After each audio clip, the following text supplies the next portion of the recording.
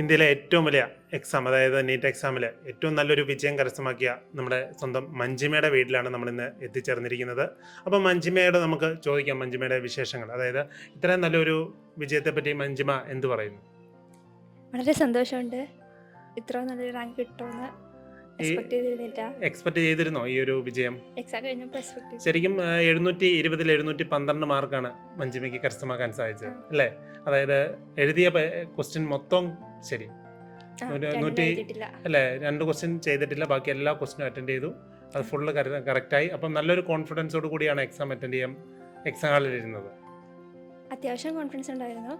പിന്നെ ചെറിയ പേടിയൊക്കെ വന്നപ്പോഴും ടീച്ചേഴ്സിനൊക്കെ മനസ്സിൽ വിചാരിച്ച് എക്സാം ടൈമിലും ടീച്ചേഴ്സിനെ മനസ്സിൽ വിചാരിച്ച് ദൈവത്തിനെ പ്രതീക്ഷിച്ച് തന്നെയാണ് പരീക്ഷ. ടെൻഷൻ ആവുമെന്ന് തോന്നിയപ്പോൾ ചില ക്വസ്റ്റ്യൻസ് കിട്ടാതെ വരുമ്പോഴത്തേക്ക് ഇടയ്ക്കിടയ്ക്ക് ടെൻഷൻ ആവട്ടെ, അപ്പോൾ എല്ലാവരും ആലോചിക്കും ഇപ്പോൾ എല്ലാം ശരിയാവും, എല്ലാം ശരിയാവും, കോൺഫിഡൻസ് കിട്ടും. അപ്പോൾ കോൺഫിഡൻസ് കിട്ടും എന്ന് വെച്ചാൽ നമ്മുടെ എക്സാമിൽ തന്നെ നല്ല കോൺഫിഡൻസോട് കൂടി മുന്നോട്ട് പോയി. നമ്മുടെ ഈ മോഡൽ എക്സാമുകളിലൊക്കെ എങ്ങനെ ഉണ്ടായിരുന്നു മഞ്ജിമയുടെ ഒരു പെർഫോമൻസ്?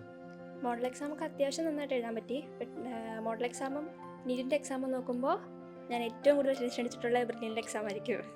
അതെന്താ അങ്ങനെ പറയാൻ കാരണം? പ്രത്യേകത എന്തെങ്കിലും ഉണ്ടോ? നീറ്റിൻ്റെ എക്സാമിന് അത്യാവശ്യം കോൺഫിഡൻസോടെ എഴുതാൻ പറ്റി. ഇത്ര എക്സാംസ് എഴുതി വന്നതിൻ്റെ ഒരു ധൈര്യത്തിൽ നന്നായി എഴുതാൻ പറ്റി. നമുക്ക് എക്സാം ഹാളിലേക്ക് കയറി ക്വസ്റ്റ്യൻ പേപ്പർ കൈ കിട്ടിയപ്പോൾ എന്തായിരുന്നു മഞ്ജിമയുടെ ആദ്യമത്തെ ഒരു കുറച്ച് സമയത്തിനുള്ളിൽ മഞ്ജിമയുടെ ഒരു ക്വസ്റ്റ്യൻ പേപ്പർ കണ്ടപ്പോഴത്തെ ഒരു നമ്മുടെ ബ്രില്യൻറ്റിൻ്റെ ക്വസ്റ്റ്യൻ പേപ്പറും നമ്മുടെ നീറ്റിൻ്റെ ക്വസ്റ്റ്യൻ പേപ്പറും തമ്മിൽ കമ്പയർ ചെയ്യുവാണെങ്കിൽ?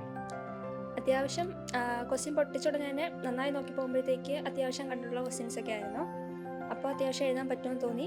എഴുതി വന്നപ്പോൾ നന്നായിട്ട് എഴുതി. മഞ്ജിമ ഏത് സ്കൂളിലാണ് പഠിച്ചത്? ഞാനിവിടെ അടുത്ത് തന്നെ BHS നെക്കാട്. ഈ സ്കൂൾ കാലഘട്ടത്തിൽ തന്നെ MBBS എന്ന് പറയുന്ന ഒരു സ്വപ്നം മനസ്സിൽ കയറിയിരുന്നു അതോ? ഞാൻ +2 കഴിഞ്ഞ് കൂടുതൽ MBBSനെ കുറിച്ചൊക്കെ അറിയുന്നതും അങ്ങനെ ബ്രില്യൻറ്റിനോട് തിരക്കി ബ്രില്യൻറ്റിലോട്ട് എത്തിയത്. അങ്ങനെ ബ്രില്യൻറ്റിനെ പറ്റി അറിയാൻ എങ്ങനെ വഴിയൊരുക്കി? എന്താ? യൂട്യൂബ് വഴിയാണ്, സോഷ്യൽ മീഡിയ വഴിയാണ് ശരിക്കും പറഞ്ഞാൽ ബ്രില്യൻറ്റിനെ പറ്റി അറിഞ്ഞു വരുന്നത് അല്ലേ? ശരിക്കും പറഞ്ഞാൽ ഈ ഒരു വിജയത്തിൽ ഏറ്റവും സപ്പോർട്ടായിട്ട് നിന്നത് മഞ്ജിമയുടെ കുടുംബം തന്നെ ആയിരിക്കും. അപ്പം നമ്മുടെ ഈ ഒരു ഇത്ര നല്ലൊരു സ്കോർ കരസ്ഥമാക്കാൻ ഇതിനെ മഞ്ജിമയുടെ അമ്മയോട് തന്നെ നമുക്കൊന്ന് ചോദിക്കാം, എങ്ങനെ കാണുന്നു ഈ ഒരു റിസൾട്ടിനെ? നമ്മൾ നന്നായി പഠിക്കുമായിരുന്നു, എന്നാലും ബ്രില്യൻറ്റിൽ പോയത് കൊണ്ടാണെന്നാണ് ഞാൻ പറയുന്നത്. അവിടുത്തെ ടീച്ചേഴ്സും സാർമാരും ഒക്കെ ഒരുപാട് സപ്പോർട്ട് കൊടുത്തു. നമുക്ക് ടെൻഷൻ വരുമ്പോഴെല്ലാം അവരെടുക്ക് പോയി അവർ തന്നെയാണ് ഇങ്ങനെ ആക്കിയത്. നമുക്കൊന്നും ഇത് പങ്കുമില്ല, അവിടെ ആയിരുന്നു എക്സാമും എല്ലാം അവിടെ ആയിരുന്നു. അവരില്ലായിരുന്നെങ്കിൽ മോളിങ്ങനെ വരത്തില്ലായിരുന്നു. ഭയങ്കര ടെൻഷൻ കാര്യമുള്ള കുട്ടിയാണ്.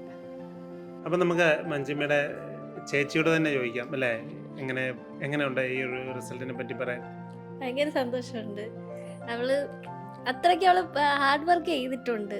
അതിനായിട്ട് വെക്കേഷൻ പോലും വരാതെയും ശനി ഞായറും പോലും ഒന്നും വരത്തില്ലായിരുന്നു. ആകെ 10 ദിവസം വന്നാൽ തന്നെ ക്രിസ്മസ് വെക്കേഷന് പെട്ടെന്ന് പോവുകയായിരുന്നു. അപ്പം അവളുടെ ഒരാളുടെ ഹാർഡ് വർക്ക് ഭയങ്കര സന്തോഷം.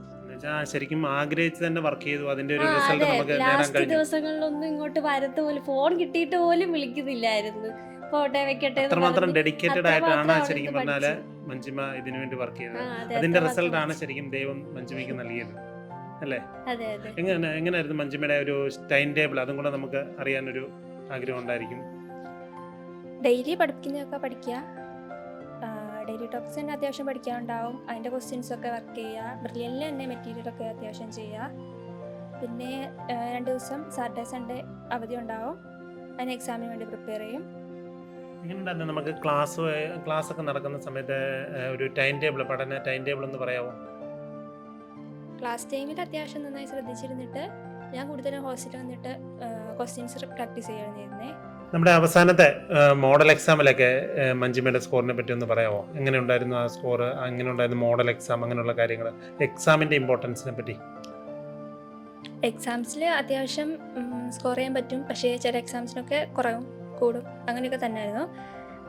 കുറയുമ്പോൾ കുറച്ചൊക്കെ സങ്കടമെങ്കിലും പിന്നീടും പഠിക്കാനുള്ളൊരു ധൈര്യം കിട്ടുമായിരുന്നു. എത്ര മണിക്കൂർ ഏകദേശം ഉറങ്ങുമായിരുന്നു നമുക്ക് ടൈം ടേബിൾ വെച്ച് നോക്കുവാണെങ്കിൽ? ഞാൻ കറക്റ്റ് 6 മണിക്കൂർ ഉറങ്ങുന്ന രീതിയിൽ തന്നെ ടൈം ടേബിളൊക്കെ സെറ്റ് ചെയ്തേക്കുന്നത്.